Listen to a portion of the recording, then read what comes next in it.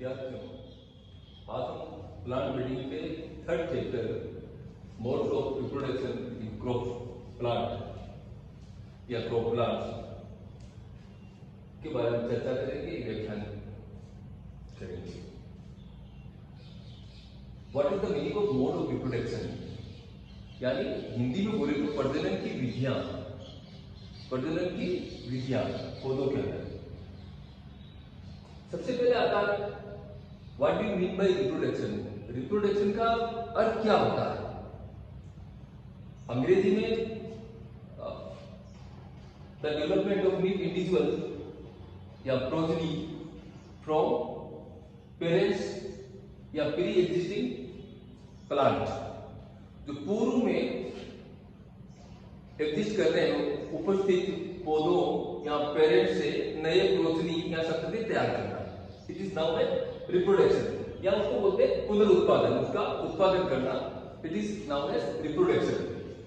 In the manner in which they are produced, जिस तरीके से इनको ओरिजिनेट होते हैं या प्रोड्यूस होते हैं, इनका उद्भव होता है, उसको बोलते हैं मोड ऑफ रिप्रोडक्शन।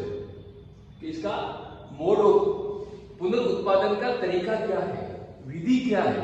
एक पौधे से जो अन्य अनेकों पौधे बनते हैं, उनकी विधि क्या है।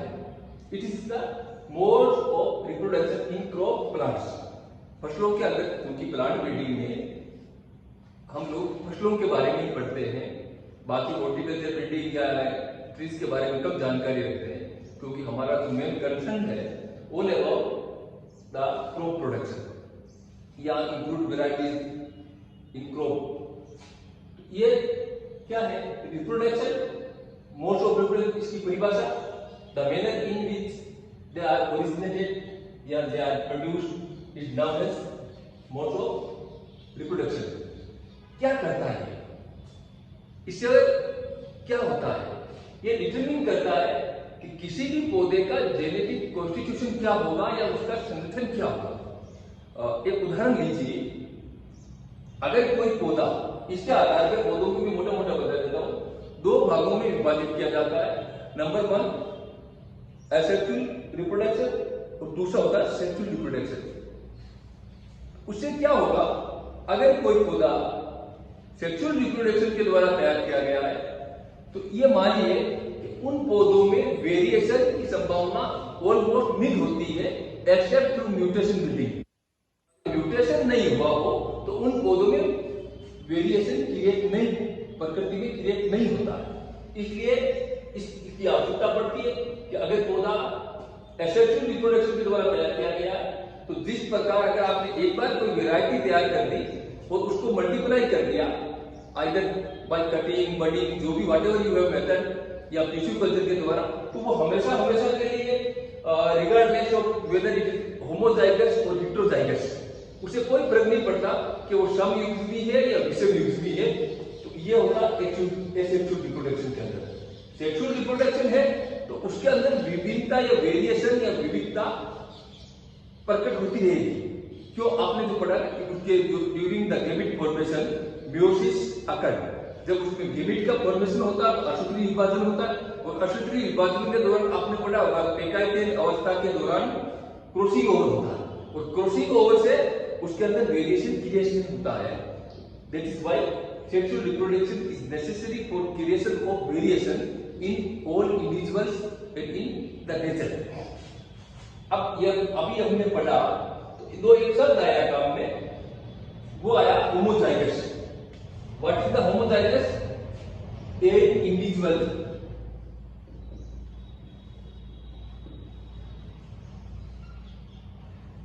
having same alleles for a gene, having same alleles for a gene। उदाहरण के लिए, अगर एक जीन है आपके पास, ये कैपिटल ए या कैपिटल स्मॉल ए, अगर उसके से दोनों जीन हो गया है और इसकी अल्टरनेटिव फॉर्म क्या होगी, कैपिटल ए और स्मॉल ए। तो यहाँ पे क्या सीखने की बात है, अगर ये दोनों एक जैसे हैं, आइदर इन डोमिनेंट और इन रिसेसिव फॉर्म, तो उनको क्या बोलेंगे? होमोजाइगस। दूसरा, इसकी विपरीत परिभाषा इसकी हो जाएगी एक individual having dissimilar alleles for a gene। ये या जिस कैपिटल G और स्मॉल t, एक डोमिनेंट है, दूसरा रिसेसिव है। It is known as heterozygous. ये क्या कौन डिपेंड करता है? मोड ऑफ रिप्रोडक्शन से। अब ये आता कि इनको कितने भागों में बांट रखा है? Broadly it is categorised into two groups, one is asexual reproduction और दूसरा सेक्सुअल रिप्रोडक्शन। एसेक्सुअल रिप्रोडक्शन के बारे में जैसा आप जानते हैं, does not involve fusion of male and female gametes, यानी नर और मादा युग्मकों के बीच में संलयन नहीं होता है उसको। और इसमें क्या होता है? न्यू प्लांट में develop either from vegetative part of the plant, अगर जहां पे वेजिटेटिव पार्ट के द्वारा कोई नया पौधा तैयार होता हो उसको बोलते हैं वेजिटेटिव रिप्रोडक्शन। और एक दूसरा तरीका है, और they may arise from embryos they develop without fertilization. वे एम्ब्रियो जो बिना फर्टिलाइजेशन से तैयार किया गया हो, उनसे जो पौधे तैयार किए जाते हैं उनको बोलते हैं एपोमिक्सिस। तो ये इसकी दो कैटेगरी हो गई। लेकिन नाउ कई जो भी ऑथर्स हैं, कई लेखक हैं नाउ इन दिस डेज, वो ये कहते हैं they all are included in apomixis.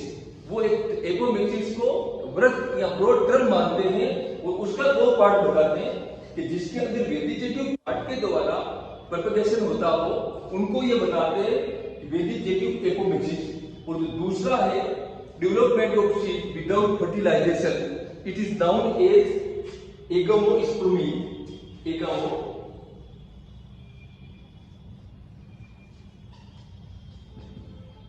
दो टाइप का एपोमिक्सिस कर दिया इन्होंने, एगोमोस्पर्मी और ये वेजिटेटिव एपोमिक्सिस। ये this is all about the mode of reproduction. अब सेक्सुअल रिप्रोडक्शन का पढ़ रहे हैं तो इसके प्रकार क्या होंगे? ये कितने प्रकार का होगा? वेजिटेटिव रिप्रोडक्शन को ब्रॉडली 4 प्रकार में डिवाइड किया गया है। पहला आता है underground stem. Number 1 is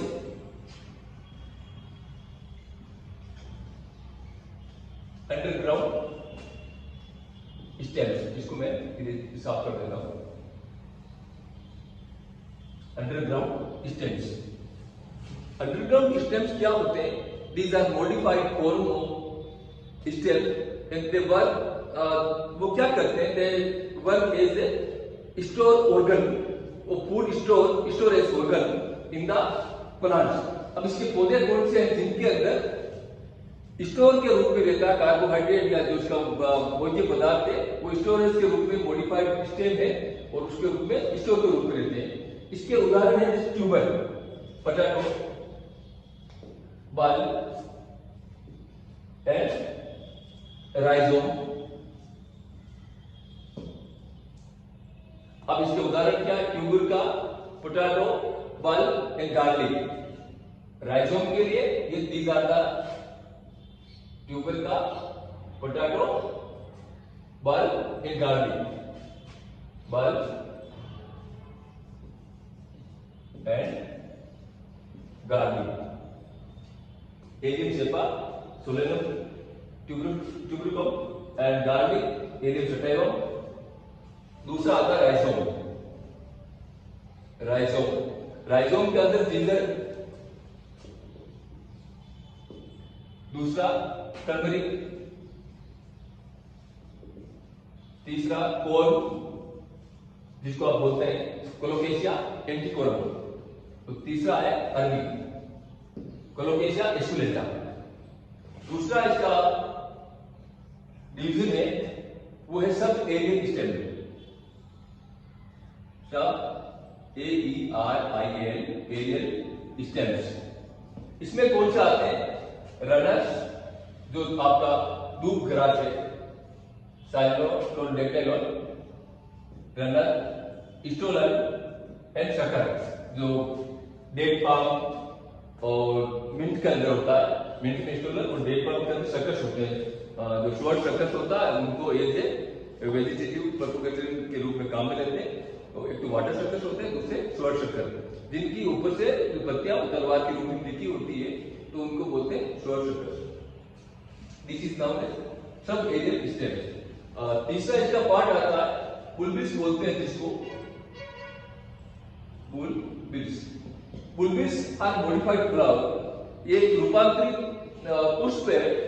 they develop into plant directly without formation of seed. Bulbils में क्या होता है, पौधे का फॉर्मेशन हो जाता है बिना सीड के निर्माण किए डायरेक्टली। जैसे गार्लिक है ना, लहसुन, तो लहसुन के अंदर इनफ्लोरेंस होता है, पुष्पकर्म का मतलब बंच ऑफ फ्लावर, जो बड होते हैं उसके अंदर।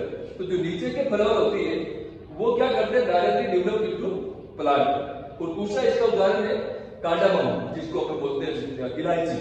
इलायची के अंदर अगर उसके जो फलार है उसको आर्टिफिशियल मीडिया पे ग्रो किया जाए तो वो क्या उसमें डेवलप हो जाता है डायरेक्टली पौधों के रूप में।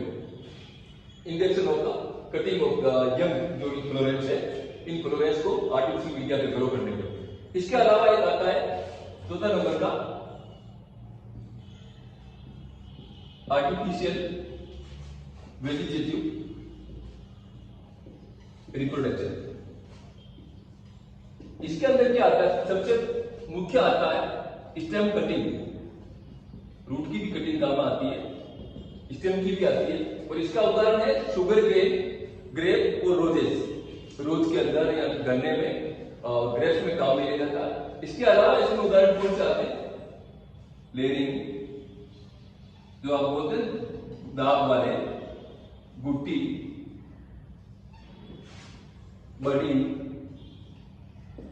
Grafting etcetera. ये जो मेथड है ऑर्नामेंटल प्लांट्स के अंदर काम में लिए जाते हैं। अब एसेक्सुअल रिप्रोडक्शन के कंसिक्वेंसेस क्या होते हैं, इसकी सार्थकता क्या है। देखो सार्थकता यह है इसकी, अगर बाय द वे वैरायटी तैयार कर ली गई डिजाइरेबल कैरेक्टर वाली, जिसको आप एज अगर कोई आपने लाइन या पौधा तैयार कर लिया डिजाइरेबल कैरेक्टर का, तो उसको मल्टीप्लाई करके एज ए वेराइटी आप उसको यूज में या काम में ले सकते हैं, रिगार्डलेस इट इज होमोजाइगस और हेटेरोजाइगस, कि वो हेटेरोजाइगस है या होमोजाइगस है, that is no matter. Number 2, मैंने बताया इसके अंदर वेरिएशन का एक ही सोर्स है, सबसे बड़ा वो है म्यूटेशन, उत्परिवर्तन।